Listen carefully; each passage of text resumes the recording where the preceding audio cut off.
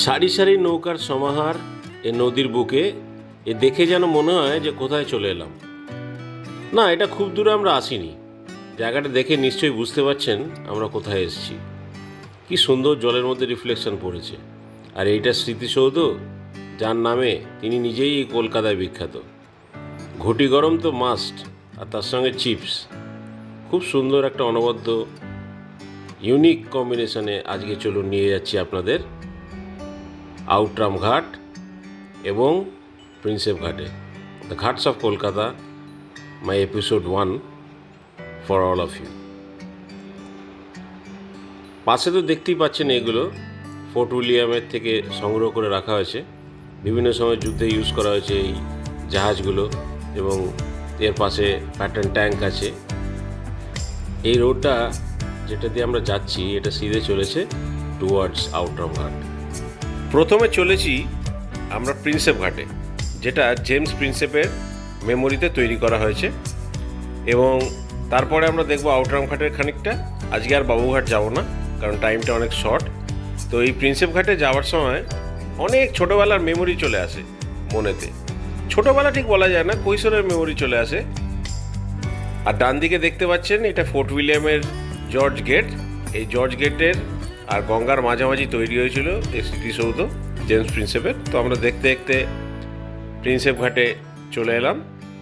এর বাইরেই পার্কিং করার জায়গা। আমি যদিও টু হুইলার নিয়ে গেছিলাম, বাইরেই পার্কিং করলাম আর এই ঢুকলাম ভেতরে।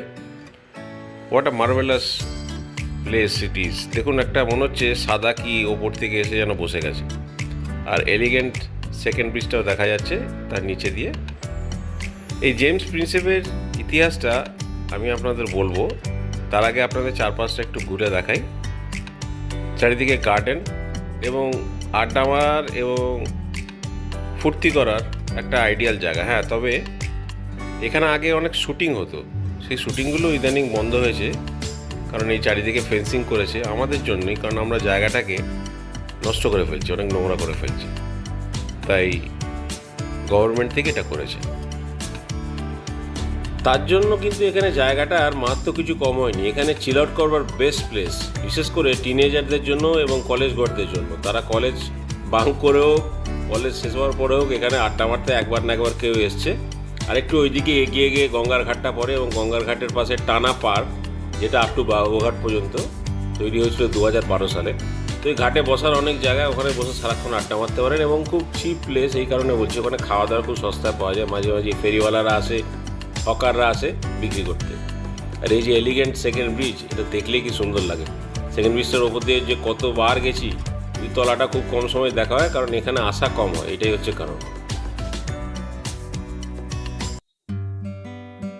হ্যালো ফ্রেন্ডস, আজকে আমি এসেছি প্রিন্সেপ ঘাটে।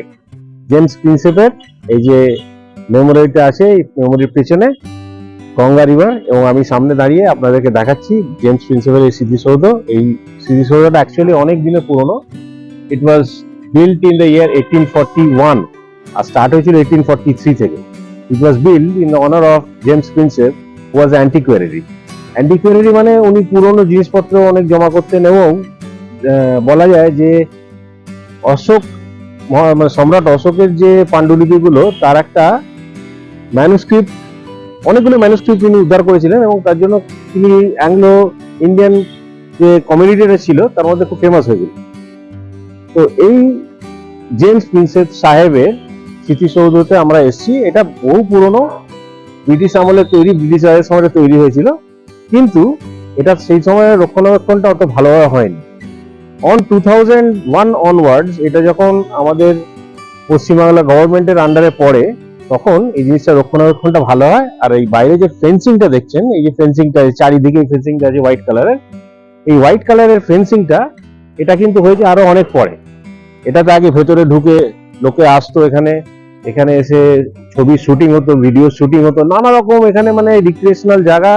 সন্ধ্যে বেলা হলেই, এখন থেকে অলরেডি বিকালে আমি এসছি, এরা মেঘলা দিনে, তাই দেখুন লোকজন কত, ঘুরে একটু দেখাও লোকজন কত জমায়েত হচ্ছে আস্তে আস্তে। তো যত সন্ধে হবে তত এখানে লোকজন আরো বাড়বে। আর এখন তো আমি একটা সাইড আপনাকে দেখাচ্ছি, যেটা মনুমেন্টের জায়গাটা, যেটা হচ্ছে যেখানে it was erected in the honour of James Prinsep by his fellow citizen, মানে ব্রিটিশরাই তৈরি করেছিল। তো সেই জায়গাটায় আছি। এর পেছনে যেটা আছে, পেছনে হচ্ছে রেলওয়ে স্টেশন আছে, এই প্রিন্সেপ ঘাটের নামেই রেলওয়ে স্টেশন, এবং তার পাশে হচ্ছে যেটা মেন অ্যাট্রাকশন সেটা হচ্ছে গঙ্গা রিভার। এবং এই জায়গাটা তখন ওই সময় ইউজ করা হতো লোডিং এন্ড আনলোডিং এর জন্য, মানে বিভিন্ন রকম পোর্ট ট্রাস্টের যেসব কাজকর্মগুলো হতো সেগুলো লোডিং আনলোডিং এর জন্য এই জায়গাটা ইউজ করা হতো ফ্রম 1841 অনওয়ার্ডস। আর এইটা হচ্ছে just opposite to George gate, ওইদিকে যে আছে ফোর্ট উইলিয়ামের জর্জ গেট। এবং এটা এখান থেকে দেখানো যাচ্ছে না, আমি যখন আসছিলাম তখন জর্জ গেটটা আপনারা হয়তো লক্ষ্য করেছেন। ওই জর্জ গেটের ওইখান থেকে আর গঙ্গার মাঝখানে এটা two commemorate the memory of Mr. James Prinsep, who was a scholar as well as an antiquary. It was built by his fellow Britishers in the year 1841, and it was started from 1843 actually. তো এটা হচ্ছে মোটামুটি একটা ইতিহাস, আর বাকি আমি আরো দেখাচ্ছি, আপনাদের দেখাতে বলছি, সঙ্গে থাকুন। এই যে পার্কটার বিউটিফিকেশনের জন্য গভর্নমেন্ট থেকে এই 3টে হাতির স্ট্যাচু তৈরি করেছে। 3টে হাতি, মা হাতি এবং 2টো বাচ্চা হাতি, এবং চারদিকে এটা ফেন্সিং করে ঘিরে রেখেছে যেন হাতিগুলো না হলে ছুটে গঙ্গার পাড়ে চলে যেত। মা হাতি তার বাচ্চাদেরকে সঙ্গে করে নিয়ে যাচ্ছে হয়তো গঙ্গার দিকে, জানি না কি ব্যাপারটা। এনিওয়ে, চলুন আমরা গঙ্গার দিকে যাই। এই যে এলিগেন্ট মেমোরিটা, এটা তৈরি করা হয়েছে গ্রিক এবং গথিক স্ট্রাকচারে, এবং জেমস প্রিন্সেপকে ডেডিকেট করা হয়েছে। দেখুন, এই জায়গাটা অ্যাকচুয়ালি লোকে আসে এই জায়গাটা এনজয় করতে। এখানে আগে ফটোগ্রাফি, পেছনে ভালো ফটোগ্রাফি হতো, ভিডিও শুট হতো, যেগুলো আপনার মেনলি ম্যারেজে ইউজ করা হতো, এবং নানা রকম স্টিল ফটোগ্রাফি তো শুট লেগেই থাকতো, নানা রকম কাজে, অ্যাডভার্টাইজমেন্টের কাজে তো হতো। তো তারপরে কি হলো, যেহেতু জায়গাটা অনেক স্পয়েল হয়ে যাচ্ছে, অনেকে ম্যাল ইউজ করে ফেলে দিল, গুটখা খেয়ে ফেলে দিল, যেগুলো করা একদম উচিত নয়। এটা আমি আপনাদের সবাইকে বলবো যে এটা প্লিজ কোনো পাবলিক প্লেসে করবেন না, এটা একটা নিউসেন্স। যাই হোক, কামিং টু দ্য টপিক, তো সেইটা বন্ধ করে দিয়ে চারিদিকে ফেন্সিং করে দেওয়া হলো, যেটা আগে বললাম। আর এখানে মেনলি যেটা হয়, এখানে লোক চিল আউট করতে আসে, টাইম কাটাতে আসে, এখানে কাপলসরা আসে মেনলি, আমাদের মতো মিডল এজ লোকেরাও আসে। তো এই জায়গাটা অ্যাকচুয়ালি আপনি আসবেন, এসে টাইম কাটাবেন, একটু বসবেন, ভালো ছবি টবি করবেন, গল্প করবেন, খাবার জিনিস অনেক পাওয়া যায়। তো এইখানটা ঢুকে যে এটা হচ্ছে মেমোরিয়াল যে স্মৃতিসৌধ জেমস প্রিন্সেপের দেখলেন, এই দিক দিয়ে বাঁদিকে সোজা এগিয়ে গেলে স্টেশনটা ক্রস করে ওইদিকে যেতে হবে গঙ্গার পাড়ে। তো ওখানে নানা রকম ইভেন্ট হয়, আমি বলছি আপনাকে এক করে, সঙ্গে থাকুন এবং চলুন। এই যে আমরা এই যে রাস্তাটা যাচ্ছি, এই রাস্তাটা এখন যাচ্ছে প্রিন্সেপ ঘাট স্টেশনের দিকে, যেটা হচ্ছে central railway run by the eastern railways station. আর এই যাওয়ার আগে নানা রকম খাওয়া দাওয়ার এখানে পাওয়া যায়, আপনার ইচ্ছা করলে দাঁড়িয়ে এখানে চাও খেতে পারেন। এবং এখানে দেখছি আবার একটা মোস্ট প্রবাবলি ট্যাটু করার জিনিস, না এগুলো লকেটস বগেরা বিক্রি হচ্ছে। তো এইদিকে সোজা গেলে এইদিকে আপনি স্টেশনের পাশে যেতে পারবেন, এবং তারপরে যেটা মেন গঙ্গার ঘাট, এবং গঙ্গার ঘাটের পাশ দিয়ে পার্ক করা আছে, ওখানে বসে টাইম কাটাতে পারবেন। চলুন ফার্স্টে আমরা স্টেশনের দিকে যাই।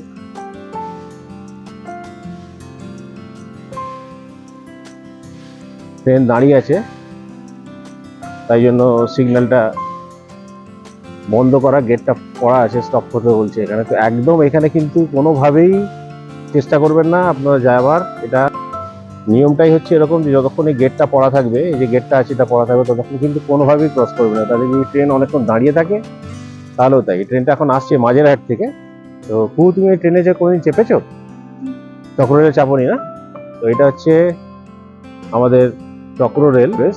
এই যে যারা আসছে এদেরকে আমি বলবো যে যেন ওখানে পাটনা করে, যদিও দিক দিয়ে বন্ধ। তো যাই হোক, ট্রেনটা দাঁড়িয়ে আছে, কতক্ষণ দাঁড়াবে বুঝতে পারছি না, সিগন্যাল কিন্তু কালা রেড। তো এটা হচ্ছে প্রিন্সেপ ঘাট স্টেশন, এবং এটা চক্র rail run by the eastern Railways of India. তো এটা আপনি একদিন জাস্ট রাইড নেবার জন্য এখানে যারা কলকাতায় ঘুরতে আসেন তারা আসতেই পারেন। তো জাস্ট এটার জন্যই আসা এই জায়গাটাতে, এবং গঙ্গার ভিউটা নেওয়ার জন্য। আর ওইদিকে স্ট্রেট যেখান থেকে আমরা এলাম, ওই দিকটা হচ্ছে আপনার এন্ট্রান্সটা, আর এইদিকে হচ্ছে গঙ্গা। ওই দূরে দেখতে পাচ্ছেন ফাঁক দিয়ে গঙ্গাটা। আমি যাচ্ছি গঙ্গার পাড়ে, জাস্ট ট্রেনটা আছে বলে। এই যে গঙ্গা রিভার, সঙ্গে থাকুন, আমি যাচ্ছি আবার। প্রিন্সেপ ঘাট স্টেশনটা খুব একটা ক্রাউডেড নয়, খুবই হালকা।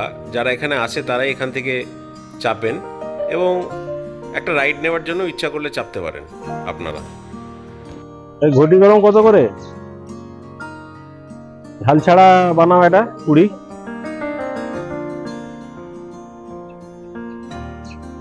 তুমি খাবে? দেখি ঝাল ছাড়া। হ্যাঁ।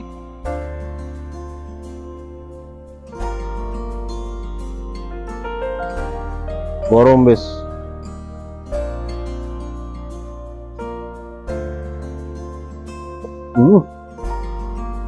দারুন, একদম ক্রিস্পি। দেখি কাঁচা, এগুলো কি আম দেওয়া আছে নাকি?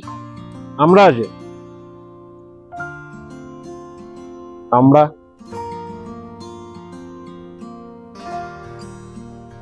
আছে, পেঁয়াজ আছে, মিক্স করে একদম।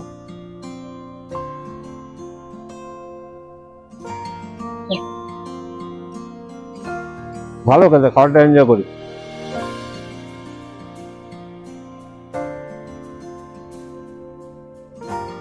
এই যে মানে ঘটি গরম গুলো, এগুলো ট্রেনে খুব বিক্রি হয়। তো আমরা সাউথ ইস্টার্ন লাইনের লোক, মানে আমাদের বাড়ি হচ্ছে হাওড়াতে, সাউথ ইস্টার্ন লাইনে ঘটি গরম নেমে বিক্রি হয়। তো ওর মধ্যে আরো ইনগ্রিডিয়েন্টস অনেক বেশি দেয়। তো এটাতে আমি দেখছি দিয়েছে, দেখো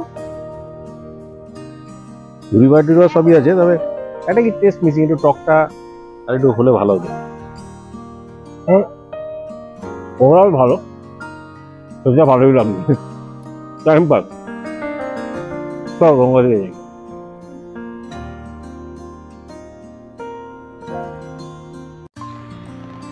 আপনাদের এবার নিয়ে যাই একদম গঙ্গা নদীর পাড়ে এবং গিয়ে গঙ্গার যে শান্ত পরিবেশটা দেখাবো, কারণ এই সময় লো টাইড থাকে, ভাঁটা, যার জন্য জলের টার্বুলেন্সটা খুব কম।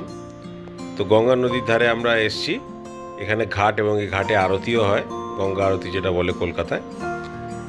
জলটা দেখে বুঝতেই পারছেন সেরকম কোনো টার্বুলেন্স নেই, খুবই একদম ওয়েভ কম, জাস্ট সিম্পল রিফ্লেকশনগুলো পড়ছে। অসাধারণ একটা ভিউ। এই ভিউটা আমি খুব এনজয় করছি এবং আপনারাও আমার সঙ্গে এনজয় করুন। ওপর দিয়ে চলে গেছে এই বিশাল বিদ্যাসাগর সেতু, সেকেন্ড হুগলি ব্রিজ, যেটা হাওড়া এবং কলকাতাকে জয়েন করছে। এটা একটা মেন জায়গা যেটা আমাদের হাওড়া শহরকে কলকাতা শহরের সঙ্গে মেলায় এবং আমরা খুব ইউজ করি এটাতে, আমাদের জন্য খুব মানে কাজের জিনিস। যদিও ছোটোবেলায় এটা ছিল না, ফ্রম ক্লাস 12 অনওয়ার্ডস এই ব্রিজটা আমরা পেয়েছি ইউজ করবার জন্য। তখন থেকে লাইফটা অনেক চেঞ্জ হয়ে গেছে, অনেক ফাস্ট হয়ে গেছে। কারণ প্রথম সময় কী হতো যে হাওড়া ব্রিজের ওপর, রবীন্দ্র সেতুর ওপর মেন লোডটা পড়তো ট্রাফিকের, এটা হয়ে যাওয়ার পরে অনেকটা ভালো হয়েছে। আর এই গঙ্গার পাশে যে অ্যাডজেসেন্ট পার্ক, এই পার্কটা একদম স্ট্রেচ করেছে আপ টু বাবুঘাট পর্যন্ত। বিউটিফিকেশন হয়েছে কলকাতায় অনেক, 2012 থেকে বিউটিফিকেশন দারুণ হয়েছে। এইসব জায়গাগুলো আগে যখন ছোটোবেলা আসতাম এত সুন্দর ছিল না, কিন্তু এখন বেশ ভালো করে মেনটেন্যান্সও হচ্ছে। যদিও আমরা অনেক নোংরা করি, মানে অনেক পাবলিক আছেন যারা নোংরা করেন, এটা মেনটেন্যান্সও হয়, তবুও আমি সবাইকে বলবো প্লিজ এটা নোংরা করবেন না। আচ্ছা, এই যে পার্কটা দেখছেন অ্যাডজেসেন্ট টু গঙ্গা রিভার, এই যে পাশে জেটি আছে, এই জেটির নামটা আমি বলে দিচ্ছি। জেটির নামটা হচ্ছে ম্যানওভার জেটি, ম্যানওভার জেটি। এই জেটিটা ইউজ করা হয়েছে, মানে এটা তৈরি করা হয়েছিল to give respect to the people who fought for the Second World War. মোটামুটি এরকম একটা ইতিহাস আছে। তো সেই জেটিটা ওই ম্যানওভার নামে হয়েছিল। তো যাই হোক, এই ম্যানওভার যেটির একটা গ্লিমস আপনাদের দেখাচ্ছি। এটা খুব রেস্ট্রিক্টেড এরিয়া, ভেতরে ঢুকতে দেয় না। আমি চেষ্টা করলাম কিন্তু ভদ্রলোক দরজাটা বন্ধ করে দিল। এই পার্কটা তৈরি করা হয়েছে 2012-এ এবং পার্কটাতে আপনার খুব ভালো টাইম কাটাতে পারেন, অনেকক্ষণ টাইম স্পেন্ড করতে পারেন গঙ্গার পাশে। যদিও আজকে হিউমিড ওয়েদার, রেইনি সিজন বলে একটু গরমই লাগবে, কিন্তু বেশ ভালো লাগবে, সন্ধ্যের দিকটা আসবে ভালো লাগবে। এই পার্কটা স্ট্রেচটা প্রায় 2.5 kilometre from near to Babughat, up to Babughat. তো এই স্ট্রেচটাতে সব জায়গায় বসার জায়গা আছে যেখানে টাইম স্পেন্ড করতে পারেন। এখান থেকে স্ট্রেট আমরা আউটরাম ঘাট এখন যাব। আউটরাম ঘাটে গিয়ে একটু ওয়াকিং ডিস্টেন্স, আমরা গাড়িটা পার্ক করেছি মানে এর তিনশো ঘাটের সামনে, তো ওখান থেকে হেঁটে যাব, ঘুরে আবার আসবো। তো সঙ্গে থাকুন, আরো যদি কোনো তথ্য থাকে আপনাদের জানাবো। এই পার্কের মধ্যে এত গাছ এবং ফ্রেশ অক্সিজেন, তাই সকালবেলা হাঁটতে খুব ভালো লাগে। কিরকম লাগছে বলো হেঁটে হেঁটে? ছায়ায় দেখতে পাচ্ছি না তোমাকে। আসলে রাস্তায় এখানে ওখানে একটু একটু করে জল পড়ে আছে, তো আবার চিট ফটাং হয়ে যাওয়া পড়ে গিয়ে ওখানে। এটা একটা ব্যাপার।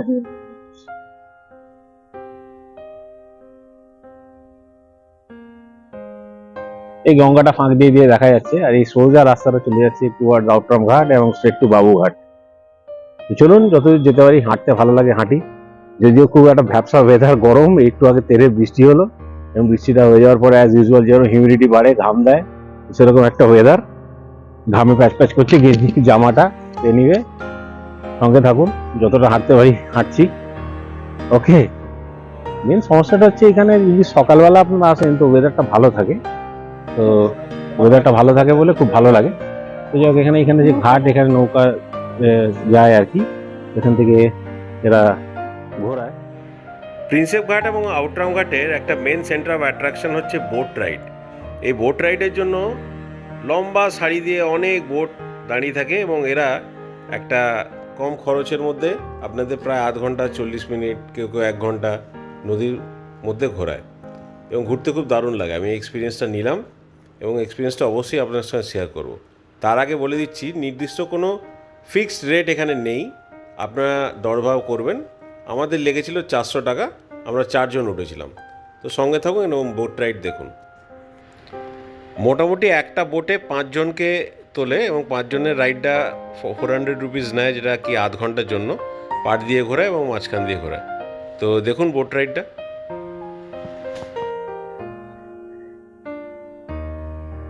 বোটে উঠছি তাহলে আলটিমেটলি, পড়ে যাবো না তো?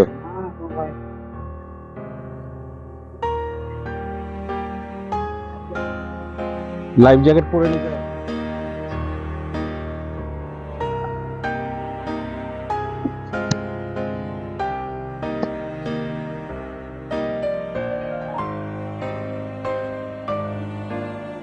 না না এখানে বেশি এটা একটা দারুণ এক্সপিরিয়েন্স, ফার্স্ট টাইম। দুটো বাচ্চা আছে, ছেলে মেয়ে আমাদের সঙ্গে আছে। হ্যাঁ আন্টি লাইফ আচ্ছা, কতক্ষণ কতটা জায়গা ঘোরাবে? হ্যাঁ, মানে কোন দিক দিয়ে, এইদিকে না এইদিকে? ওইদিকে চলো না, ব্রিজের ওইদিকে।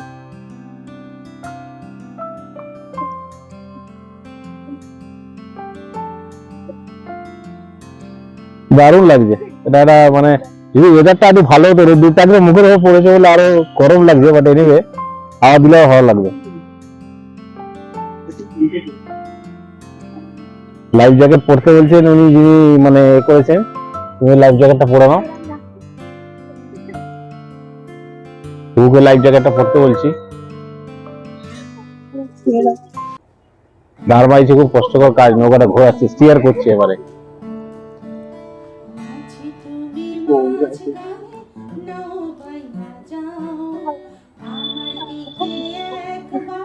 নোংরার জলটা একদম মানে সামনে থেকে পাচ্ছি, খুবই সামনে থেকে। হাত দিতে ভয় লাগছে, বেশি বেন্ড হলে যদি উল্টে যায়। মিডলে বসো।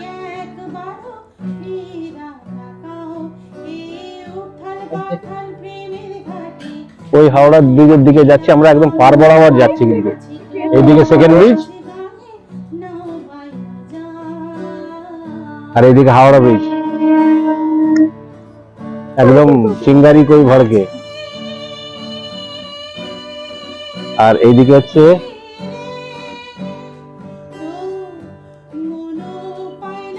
ঘাটগুলো আছে।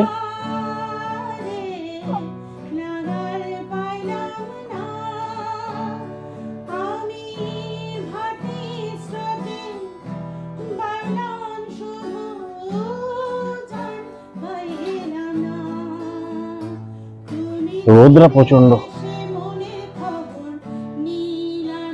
কিরকম লাগছে বলো? গরমটা ভালো। গরমটা ভালো না, টাইমিংটা গন্ডগোল হয়েছে।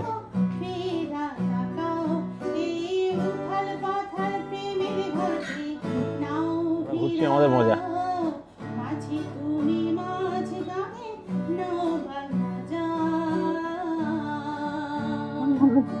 আমার তো খুবই ভালো লাগছে, তো ওয়েদারটা একটু ভালো থাকলে ভালো।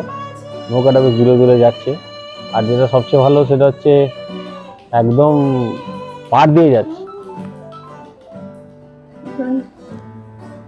আর রাস্তা দেখা যাচ্ছে পেছনে না? এটা একটা ভালো জিনিস।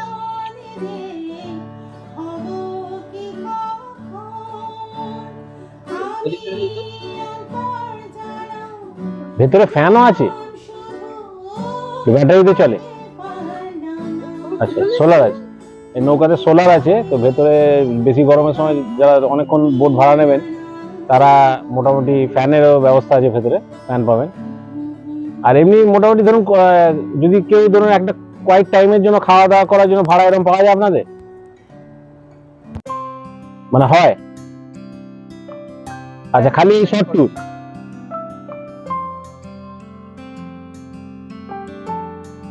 যাই হোক, এইগুলো আপাতত ইনফরমেশন যেটা দিলাম।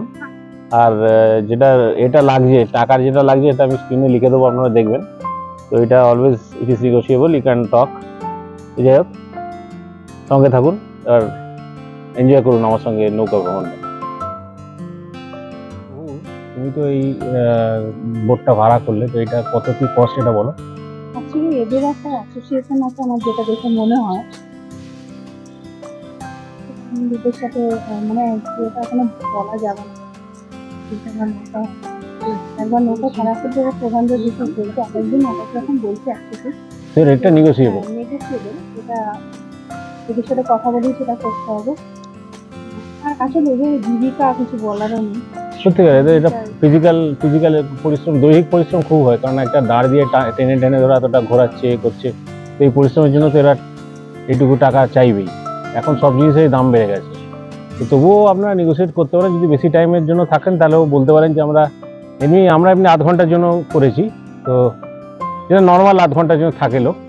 এর থেকে বেশিও যদি করেন এদের সঙ্গে কথা বলতে পারেন, তো এরা একটা রেট ফিক্স করে আপনাদের ঘুরিয়ে দেবে। এটা একদম মানে কোনো ডিসকাউন্টের কোনো ব্যাপার নেই। আপনারা আসবেন এখানে, এসে বলবেন, আমি নামবো যখন ভদ্রলোকের দরকার হলে ফোন নাম্বার দিয়ে দেবো, এনার সঙ্গে কথা বলেন, যিনি মাঝি আছেন ওনার সঙ্গে কথা বলবেন, বলে আপনারা আসবেন।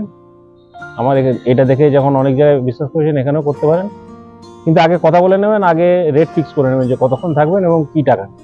ওকে, আর বাকি দৃশ্য কি বলবো, তো অপরূপ, দারুণ লাগছে। এখন রোদটা একটু কমছে, ভালো লাগছে, এতক্ষণ রোদটা ছিল না। আর একটা কথা, এই লাইফ জ্যাকেট কিন্তু মাস্ট, এটা পরবেন, এটা না পরলে অসুবিধা, এটা পরতেই হবে।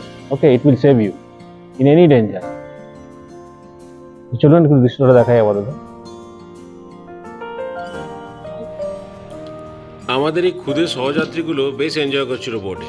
এরা কলেজ শেষ করে এখানে এসছে এই গঙ্গা নদীর উপভোগ করতে। আর সত্যিকারের কথা, এই যে চারিদিকে আমরা দেখছি জলে থই থই করছে, যদিও এটা ভাটার টাইম, জোয়ার থাকলে কত জল হতো। তো জোয়ারে নামতে খুবই ভয় পায়, কারণ এত বান আসে এখন গঙ্গাতে, বিশেষ করে এই মনসুনসে, খুব ভয়েরই ব্যাপার। তো ভাটার সময় আমরা ঘুরছিলাম, দারুণ লাগছিল, একদম জল থই থই করছে চারিদিকে, কত গান মনে পড়ে যাচ্ছে, আর দৃশ্যটা উপভোগ করে যাচ্ছি চুপ করে, বেশ ভালো লাগছে। আপনারাও দেখুন, এমনি গঙ্গার ভিউ সবসময় ভালো, গঙ্গার হাওয়া গায়ে লাগাও ভালো। তো আমি বেশ আনন্দ পেয়েছিলাম। এটা খুবই কম সময়ের জন্য একটা মনকে আনন্দ দেওয়ার জায়গা এই গঙ্গার বোট রাইড। আপনারা অবশ্যই এটা করবেন, এটা একদম মিস করবেন না। এটা একটা ইউনিক এক্সপিরিয়েন্স হলো অনেকদিন পরে। এটা কি ভাসছে জলের মধ্যে, বিভিন্ন রকম পূজার সামগ্রী বিসর্জন, এগুলোই আবার ঘুরতে যেতে আসে। একটু ওয়েদারটা ভালো হলে, হাওয়াটা চললে কিন্তু আরো ভালো লাগতো। আমার বাঁ দিকটা একদম, এই দিকটা পুড়ে যাচ্ছে পুরো গরমে। আকাশটা দেখা, আকাশটা অনেক মেঘ আছে, কিন্তু মেঘ হলে কি হবে, এই সময় তো বৃষ্টি নামলেও অসুবিধা, আর খুব রোদ উঠলেও খারাপ লাগবে, মানে ওই জলে কুমির আর ডাঙায় বাঘের মতো।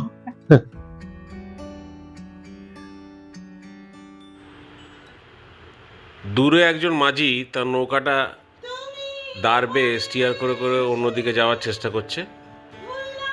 জোয়ারের সময় একটু ওয়েভের স্পিডটা পেয়ে যায়, যার জন্য একটু ইজি হয়, যদিও খুব মানে সিচুয়েশনটা টাফ থাকে। কিন্তু ভাটা যখন থাকে তখন খুব ফিজিক্যাল স্ট্রেংথ হয়, গায়ে খুব তাকাত লাগাতে হয়, দেখেই বুঝতে পারছি।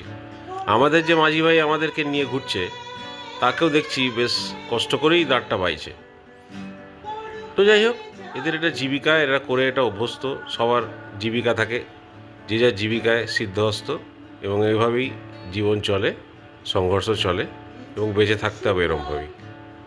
তাই মাঝি কষ্ট করে দাঁড় বাইছে এবং তার জীবিকা স্বরূপ আমাদেরকে নিয়ে ঘোরাচ্ছে। এটাই তার কাজ এবং এটাই তার দায়িত্ব মানুষের প্রতি। এবারে নৌকা একদম ঘাটের পাড়ে চলে এসছে, তাই পাড় ধরে ধরেই যাচ্ছে, এবং পাড়ে দেখুন অনেক রকম গাছ। এখানে এই গাছগুলো কী গাছ, ম্যাংগ্রোভের মতো লাগছে। আচ্ছা, আপনারা কিন্তু জানলে অবশ্যই কমেন্ট করে ইনবক্সে জানাবেন। আর এটা জোয়ারের টাইম নয় যদিও, তাই জলটা নিচে। আর নৌকা সম্বন্ধে একটা ব্যাপার বলছি, নৌকার ছাউনির মধ্যে লাইট এবং ফ্যান দুটোই চলে, যদিও এটা পুরোটাই ম্যানুয়ালি নৌকাটা অপারেট করা হচ্ছে, নেই, কিন্তু ওই ছাউনির মধ্যে লাইট আর ফ্যান জ্বলে, এবং ছাদের উপরে দেখলাম সোলার প্যানেল করা আছে। এটা সোলার প্যানেল বসানো, ওখান থেকেই বিদ্যুৎ তৈরি হয় এবং লাইট আর পাখাটা ভেতরে চলে। তো that you can enjoy after hiring this boat. তো যাই হোক, আমরা এগিয়ে চলেছি ঘাটের দিকে। অনেকক্ষণ তো নৌকায় ঘুরলাম, এবার আমরা নামবো আর কি। নৌকা এখন পাড়ে লাগাচ্ছে, এখানে নামবো। তো এটা ভালো এক্সপিরিয়েন্স, আপনারা এখানে আসবেন, ঘুরবেন, খুব ভালো লাগবে। আর দুটোই তো আউটরাম ঘাট, অনেক রকম খাওয়া দাওয়া পাবেন, স্ট্রিট ফুড তো অনেক কিছু। তো সঙ্গে থাকুন, আউটরাম ঘাটটাও আপনাদের দেখাবো একটুখানি। তো কি ওখানে কোনো অ্যাক্টিভিটিস আছে কিনা ওটাও। একদম পাড় দিয়ে আমরা যাচ্ছি, খুব ভালোই লাগছে। জাস্ট এসে গেছি একদম, যেখানে নামবো ওই ওই ডান দিকে যে ঘাটটা দেখা, ওই যেখান দিয়ে লোকজন দাঁড়িয়ে আছে, ওইখান দিয়ে আমরা উঠবো আবার উপর, ওখান থেকেই নেমেছিলাম, ঘাটের নৌকাতে উঠেছিলাম আর কি। ঘাট থেকে উঠে আমরা এখন চলে এলাম হচ্ছে আউটরাম ঘাটে। আউটরাম ঘাটের সামনে হচ্ছে লম্বা লাইন দিয়ে স্টল লাগানো, বিভিন্ন রকম খাবার, চায়ের দোকান, কুলফি, আর গান শটও এখানে হয়। এখানে বন্দুক দিয়ে বেলুন ফাটানো হয়। তো প্রচুর খাবার দোকান। এর মধ্যে মেনলি যেটা উল্লেখযোগ্য খাবার, আমরা যেটা ছোটোবেলা থেকেই খাই, সেটা হচ্ছে বম্বের পাওভাজি। আর আরেকটা ব্যাপার হচ্ছে, এই ঘাটটার প্রতি অনেক নস্টালজিয়া আছে। এই ঘাটটা আমি কিন্তু প্রিন্সেপ ঘাটের আগে থেকেই জানতাম, তো এখানে আসা যাওয়া খুব ছিল, বন্ধুবান্ধবরা মিলে আসতাম, অনেক মেমোরিজ ছোটোবেলাকার, সে আর কি বলবো ভাই। তো যাই হোক, সবারই ছোটোবেলাকার টুকরো টুকরো মেমোরিজ থাকে। আর এই যে রাস্তাটা, এটা দিয়ে যখন যাচ্ছি তখন কত কিছু মেমোরি পপ আপ করছে মাইন্ডের মধ্যে, সেগুলো ডিসক্লোজার নাই বা করলাম। এনিওয়ে, অনেক খাবার দাবার পাবেন এখানে, এবং আড্ডা মারার লম্বা জায়গা। এখানে একটু এগিয়ে গিয়ে বেঞ্চ আছে। তো আমি আর বেশি ঘুরলাম না, আমি অনেকটাই ঘুরলাম, প্লাস বোট রাইডটা করে একটু টায়ার্ডই হয়ে লাগছিল। আবার আমাকে যেতে হবে ব্যাক আপ টু প্রিন্সেপ ঘাট, কারণ আমার গাড়িটা প্রিন্সেপ ঘাটের সামনেই পার্কিং করা আছে। সরি, স্কুটারটা প্রিন্সেপ ঘাটের সামনে পার্কিং করা আছে। তো ওখান থেকে আমি আবার বাড়ি যাব, তো টাইম বাউন্ড সব কিছু কাজ করতে হয়। কিন্তু এই জায়গাটা এত নস্টালজিক, এটা একটু না দেখিও আপনাদের পাচ্ছি না। আউটরাম ঘাটে আসলে অবশ্যই এখানকার যে পাওভাজি, এটা একবার ট্রাই করবেন, কারণ পাওভাজিটা খুব সুন্দর। আর দূরে ওই যে নৌকা দাঁড় বেয়ে যাচ্ছে মাঝি ভাই, আর ওই সানসেটের রিফ্লেকশান দেখুন, আহা কি সুন্দর লাগছে, অপরূপ দৃশ্য। এই জন্যই তো আসা, বারবার আসা এই গঙ্গার ঘাটে। ঘাট যেখানকারই হোক, গঙ্গা যেখান দিয়ে যাবে সেই জায়গাটাই সুন্দর হয়ে যায়। সুতরাং আমি এটা বলছি না যে অন্যান্য স্টেট যেখান দিয়ে গঙ্গা যায় না সেটা সুন্দর নয়, তবে গঙ্গার একটা আলাদাই ভিউ এবং আলাদাই বিউটি। আর এই সেই নৌকাগুলো দাঁড়িয়ে আছে, এদের ভাড়াও হয়, কোনো কোনো সময় হয় না। তো এই সময়টাতে ফেস্টিভ সিজন নয়, এই সময় ভাড়াটা একটু কমই হয়। তবুও এদের চলছে জীবিকা, জীবন তো নির্বাহ করতেই হবে, তাই এরা চালিয়ে যাচ্ছে। এবং গঙ্গা বয়ে চলেছে নিজের মতো, দুদিকে দুই পাড়, একদিকে হাওড়া, একদিকে কলকাতা। তো যাই হোক, গঙ্গা বয়ে চলেছে যুগ যুগ ধরে। আমি এবার আপনাদের নিয়ে এলাম এই ওল্ড বিল্ডিংটার সামনে। এটা স্কুপের বিল্ডিং, এটা আমাদের খুব একটা সেন্টার অফ অ্যাট্রাকশন ছিল আউটরাম ঘাট আসবার জন্য। তো স্কুপ হচ্ছে আইসক্রিম খাওয়া তো এখানে এসে, আইসক্রিম এবং কিছু ফাস্ট ফুড। তখন তো কলকাতায় বেশি জয়েন্ট ছিল না, তো it is one of the oldest joint. তো এটা দেখে মনে হলো এটা এখন চলে না, কারণ একটা উইকডেজে বিকালবেলায় বন্ধ, শাটার ফেলা, এবং ওপরটায় দেখলাম অ্যাবান্ডন। তো খুব খারাপ লাগলো স্কুপটা দেখে, একসময় খুব অ্যাট্রাকশনের জায়গা ছিল। বাচ্চা বাচ্চা ছেলেমেয়েরা আউটরাম ঘাটের ধারে এসে এখানে গিটার নিয়ে গান বাজনা করছে। এই যে ঘরে ঘরে গিটার ঢুকে গেছে, এটা একটা বিরাট রিভলিউশন। গিটারটা থাকা দরকার, মন শান্তি হয়, music makes your mind fresh. এবং গান বাজনা দেখবেন, বাঙালি কেন, সব জাতির একটা মানে শরীরের সঙ্গে মিশে গেছে, আবেগের সঙ্গে মিশে গেছে। তাই গিটার নিয়ে গান বাজনা করাটা একটা খুব প্যাশনের জায়গা আমার কাছে অ্যাটলিস্ট। আপাতত আজকের জার্নি আমার শেষ। আউটরাম ঘাট ঘুরলাম, একটা লম্বা বোট রাইড নিলাম এবং তারপরে আবার চলে এলাম প্রিন্সেপ ঘাটে। প্রিন্সেপ ঘাট স্টেশনে আমি দাঁড়িয়ে আছি এখন, তো এখান থেকে আমি ব্যাক টু প্যাভিলিয়ন করব।